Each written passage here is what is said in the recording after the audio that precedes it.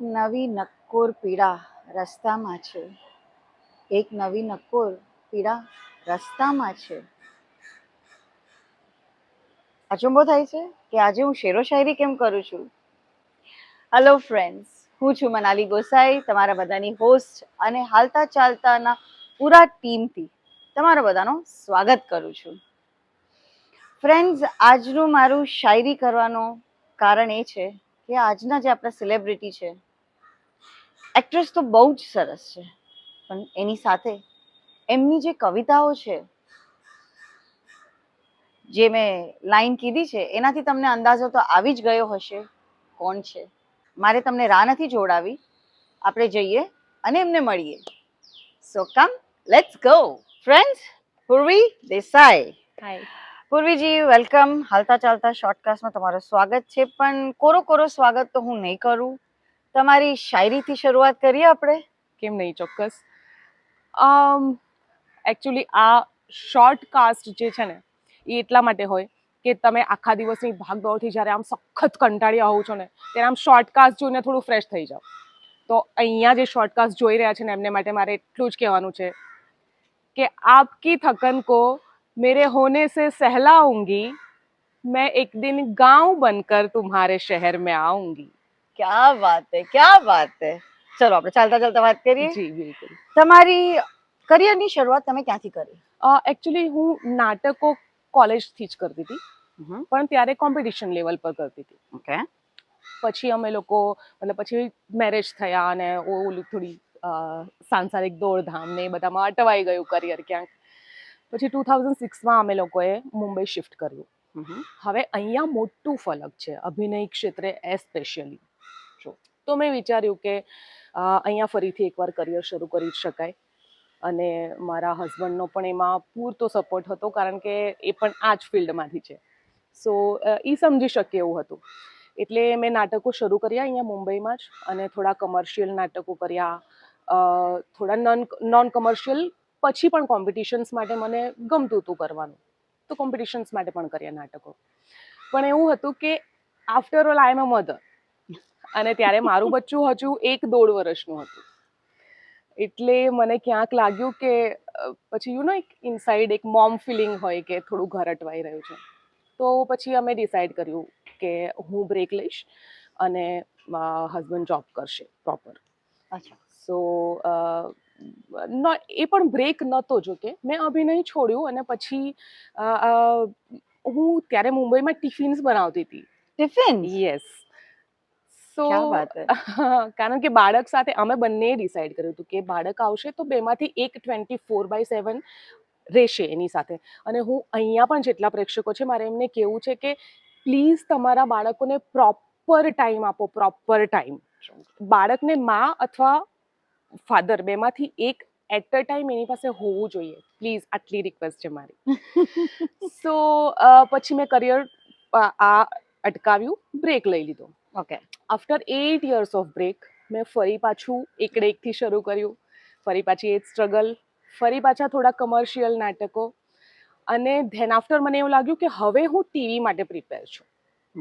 એટલે મેં ઓડિશન્સ આપવાના શરૂ કર્યા, અને પછી આઈ ગોટ વન ફિલ્મ, હલકી ફુલકી. ધેટ વોઝ માય ડેબ્યુ કર્યું. યસ.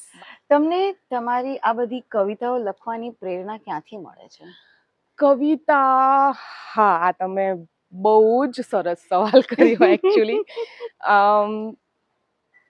બેઝિકલી આપણે હ્યુમન બીંગ્સની અંદર છે ને એટલા બધા ઇમોશન્સ આપણે કેરી કરતા હોઈએ ને ડે બાય ડેની લાઈફમાં, કે જે ક્યાંક ને ક્યાંક આપણને એમ લાગે કે આ મારે કેવું છે ને હું નથી કહી શકતી, કે હું નથી કહી શકતો. સો આ બધી વસ્તુઓ લોકો મારી સાથે શેર કરતા હોય, ફ્રેન્ડ્સ શેર કરે. હું ફેસબુક પર પણ એક્ટિવ છું, તો લોકો ઇનબોક્સમાં મને કહેતા હોય કે મને આવું તકલીફ છે, હું આમ છું. તો એ ત્યાંથી મને ક્યાંક ને ક્યાંક કવિતાના થોટ્સ મળી જાય. તમારી જેટલી પણ કવિતાઓ સાંભળી છે અને વાંચી પણ છે, એમાં ક્યાંક આમ દર્દ છે, પ્રેમ વિષય, કે આમ કહીએ ને કે આમ ક્યાંક આમ કहीं તો ચોટ ખાયો હુએ હૈ. એવું એનું રહસ્ય શું છે? એમાં રહસ્ય જેવું એકચ્યુઅલી કાંઈ નથી. એવું થાય છે કે આપણે ખુશ હોઈએ ને તો આપણે 10 લોકોને કહીશું કે મેરે સાથ ये हुआ है, મારી સાથે આ થયું છે, હું આજે ખુશ છું કારણ કે આ રીઝન છે. But when we are sad ના, તો આપણે કોઈને કહી નથી શકતા. સાચી વાત છે. સો એ બધી વસ્તુઓ એવી છે કે જે લખીને વ્યક્ત થઈ શકે. તો તમે એ બધું લખો છો તો એ કોક વ્યક્તિ માટે લખો છો કે જનરલી બધાની માટે લખી રહ્યા છો? આવું બધું જાહેરમાં ન કહેવાય. પણ But જાહેરમાં ના. કહેશો તો અમને ખબર પડશે કે તમારું આ રહસ્ય શું છે. નહીં, કોઈ જ રહસ્ય નથી. બસ it is a human nature કે જેને દુઃખ વ્યક્ત કરવું હોય છે અને એ વ્યક્ત થઈ જાય છે અનાયાસે. એની પાછળ કોઈ વ્યક્તિ જવાબદાર નથી. કઈ વાંધો નહીં, તમારે ડિક્લેર નથી કરવું, કઈ વાંધો નહીં, પ્રેશર નહીં આપું તમને. તમે એક્ટ્રેસ તો છો જ, તમે કવિતાઓ બી એટલી સરસ લખો છો. એક સ્ત્રી, એક એક્ટ્રેસ, એક મધર, એક વાઇફ, કઈ રીતે આ બધા રોલ નિભાવો છો તમે? હા, મોસ્ટ ઇમ્પોર્ટન્ટ વન. એકચ્યુઅલી આ રોલ છે ને હું જ નહીં, કોઈ પણ સ્ત્રી નિભાવતી હોય. જે સ્ત્રી હાઉસવાઈફ યા હોમ મેકર છે એ પણ એની એક લાઈફમાં ઘણા બધા રોલ નિભાવતી જ હોય છે. બેન, પત્ની, માં એક સાથે હોવું આસાન નથી.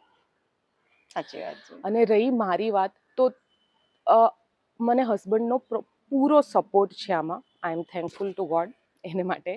અને બીજું કે આપણી લડાઈઓ થોડીક આપણે પણ લડવાની તૈયારી રાખવી પડે ઇફ આપણે આપણા સપના પૂરા કરવા છે તો. True, very true. તમે ઇન્ડસ્ટ્રીમાં ઘણા બધા લોકો સાથે કામ કર્યું, કેરેક્ટર બી એટલા નિભાવ્યા છે તમે. એવો કોઈ મનપસંદીદાર કેરેક્ટર જે દિલમાં હા. એટલો બધો વસેલો છે કે વારંવાર મને આ કેરેક્ટર જ કરવા મળે તો હું ઓર બેટર આ જ કેરેક્ટરને આગળ લઈ આવું? યસ. એક મેં નાટક કર્યું હતું, કમર્શિયલ નાટક હતું, જેમાં મારું કેરેક્ટર એવું હતું કે એક વાઈફ અને હસબન્ડ છે, એ લોકોને એક રોગ છે, લેપ્રસી જેને કહેવાય છે, આઈ ડોન્ટ નો તમે લોકો. એને લીધે એનો છોકરો ઓલા મા બાપને છોડી દે છે કે મારા મા બાપને આ રોગ છે તો હું એ લોકો સાથે નહીં રહું બિકોઝ ઇટ ઇઝ ચેપી ટાઈપ ઓફ રોગ. એ કેરેક્ટરની ડેપ્થ અને એઝ અ મોમ જ્યારે તમને તમારું બાળક છેહ દે છે, છોડી દે છે, મને આ કેરેક્ટર અગર હવે મને એવું છે કે એ મને પાછું એક વખત કરવા મળે તો હું કદાચ એને એક અલગ લેવલ પર લઈ જઈ શકું. કારણ કે હવે આઈ એમ અ મધર. મેં જ્યારે કર્યું હતું ત્યારે આઈ વોઝ નોટ, બટ હવે હું માં છું તો હવે હું એને બેટર ફીલ કરી શકું છું. સો આઈ થિંક એ કેરેક્ટર આઈ વિશ કે હું ફરી પાછું એક વખત કરી શકું. તો એ ડિરેક્ટરને આપણે કેવું જોશે કે પાછું તમે ચાલુ કરો, એ નાટક ફરીથી કરો. એમને હું આ મોકલીશ પોડકાસ્ટ અને કહીશ શોર્ટકાસ્ટ. ડેફિનેટલી. પૂર્વી મેમ, તમે ગુજરાતમાં પણ રહ્યા, તમે હવે હાલમાં બોમ્બેમાં છો. તમે ગુજરાતમાં રહીને ગુજરાતી ઇન્ડસ્ટ્રી સાથે પણ કામ કર્યું, બોમ્બેમાં રહીને બોમ્બેની ગુજરાતી ઇન્ડસ્ટ્રી સાથે કામ. એ બંનેમાં ફરક શું છે? બહુ મોટો ફરક છે. કદાચ આ વાત કોઈકને ગમે, કોઈકને ન પણ ગમે, પણ કલાકાર આફ્ટર ઓલ એક કલાકાર હોય. એ કોઈ તમારા ડેલી વેજીસમાં કે જોબ કરતી વ્યક્તિ, એનું માઇન્ડસેટ અલગ હોય અને એક કલાકારનું માઇન્ડસેટ અલગ હોય. સો જે ટ્રીટમેન્ટ છે ને, તમે કલાકારને કેવી રીતે ટ્રીટ કરો છો, એ સૌથી મોટો ડિફરન્સ અહીંયા અને ગુજરાતની ઇન્ડસ્ટ્રીમાં છે. મને એવું હંમેશા લાગ્યું છે જ્યાં સુધી મેં કામ કર્યું છે. સો મે બી એના રીઝનો હોઈ શકે, બધાના પોતપોતાના વ્યક્તિગત કારણો પણ હોઈ શકે. બટ આઈ ગેસ કલાકારને એક કલાકાર તરીકે પ્રોત્સાહન મળે, એનું જોઈતી સગવડો મળે તો બેટર કામ થઈ શકે ત્યાં પણ અને અહીંયા પણ, મને એવું લાગી રહ્યું છે. અચ્છા, એવું છે. તમારા મનપસંદીદાર કોઈ ડિરેક્ટર, કોઈ એક્ટર જેની સાથે તમને કામ કરવું છે? ગુજરાતીમાં પૂછો છો? ગુજરાતી હોય, આપણી હિન્દી હોય, જે હોય. ઓકે. ગુજરાતીમાં એક મને Manav Gohil is my all time favourite, જેમની સાથે મને બહુ ઈચ્છા છે કે હું કામ કરું. અને દર્શન જરીવાલા સર, આઈ એડમાયર હિમ અ લોટ. અને એમના ડિરેક્શનમાં યા એમની સાથે મારી ઈચ્છા છે, બહુ જ ઈચ્છા છે એમની સાથે કામ કરવાની. સો ગોડ નોઝ ક્યારેક મોકો મળે. માનવજી માટે અને દર્શનજી માટે સ્ક્રીન તમારી સામે છે, તમે કંઈક શાયરી બોલી દો તો. અરે કેમ નહીં. આ બંને અભિનેતાઓ જ્યારે ઓન સ્ક્રીન હોય ને તો એમનો અભિનય એટલો મજબૂત હોય, એમનું પાત્ર લેખન અને એમનું એ પાત્રને નિભાવવાની જે એમની પ્રામાણિકતા છે, મને હંમેશા એમ થાય કે હું તો બીજું બધું જ પછી આજુબાજુનું ભૂલી જાઉં. તો અત્યારે મારા દિમાગમાં અત્યારે મારા મનમાં ફક્ત એક વાત આવી રહી છે કે आपको देखा तो फिर और कुछ नहीं देखा हमने, चांद कहता रह गया मैं चांद हूँ. ક્યા બાત હે. હાલતા ચાલતા શોર્ટકાસ્ટમાં તમે અગર આજની યુવા કે ઇન જનરલી બી કંઈક મેસેજ અગર કોકને આપવું હોય તો. મારું લખાણ કે મારા વિચારો કે મારો અભિનય, આ બધું જ ક્યાંક ને ક્યાંક હ્યુમન ઇમોશન્સથી સંલગ્ન છે, લાગણીઓ, સંબંધોની લાગણીઓ. અને અહીંયા મને જેટલા લોકો મળ્યા છે કે જે લોકો વ્યક્ત થાય છે મારી સામે, એ બધા ક્યાંક ને ક્યાંક સંબંધોમાં જ કોઈક ને કોઈક રીતે મોટે ભાગે અટવાયેલા હોય છે. પ્રોફેશનલ લાઈફની વાત અલગ છે. તો મારે અહીંયા જે લોકો મને જોઈ રહ્યા છે આ શોર્ટકાસ્ટના માધ્યમથી, મારે એ લોકોને એટલું કહેવાનું કે કોઈ પણ સંબંધ હોય, પછી મા દીકરાનો, વોટ એવર કોઈ પણ સંબંધ હોય, જસ્ટ બી પ્રામાણિક. એવું નથી કે તમારે દંભ કરવો પડે છે. ઇવન જોબના પેલામાં પણ હું કહીશ, જોબની બાબતમાં પણ, કે તમે જેટલા પ્રામાણિક, જેટલા સહજ રહેશો એટલું જ તમે સામેથી પણ મેળવી શકશો. અને અત્યારની જે સ્ટ્રેસફુલ લાઈફ છે એને માટે મારે એવું કહેવું છે કે સ્ટ્રેસ ઓછો કરવા માટે પ્લીઝ આ ટાઈપના કે જ્યાં વિચારશીલ લોકો ભેગા થાય છે, આવા શોર્ટકાસ્ટ જુઓ. તમને દરેક શોર્ટકાસ્ટમાં એક લાઈન એવી મળશે કે જેને તમે સાથે લઈને ઘરે જઈ શકશો, જેને તમે વાગોળી શકશો. So please do watch this kind of things. આપણે અહીંયા જ આને અંત નહીં કરીએ, કેમ કે તમારી એક કવિતા તો મને પણ બહુ ગમે છે. એ કવિતા અગર તમે આજે સંભળાવી દો, બીકોઝ લાઈવ અમારી સાથે છો તમે અત્યારે, અને એ કવિતા અગર અમે ના સાંભળીએ. હા, આભાર. ચોક્કસ તમારી એ પહેલા હું 1 મિનિટ આભાર માની લઈશ. હાલતા ચાલતા શોર્ટકાસ્ટ આજે મને મળવા આવી છે, જબરદસ્ત ટીમ છે, જબરદસ્ત કામ છે એ લોકોનું. અને હવે પછી જે સેલિબ્રિટીઝ આમાં આવવાના છે, હું તો જોઈશ જ, તમે પણ પ્લીઝ વિધાઉટ ફેલ જોજો. Thank you so much. હવે આપણી કવિતા થઈ જાય પ્લીઝ. એક નવી નક્કોર પીડા રસ્તામાં છે.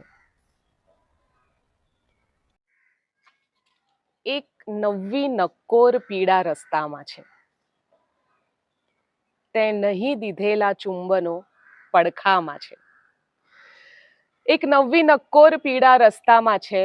તે નહીં દીધેલા ચુંબનો પડખામાં છે. ભરી નાખજે મારી ચાહતનો IPO, તારે માટે ખાસ સાવ સસ્તામાં છે. મેં હજુ ખર્ચ્યા નથી ગઝલોમાં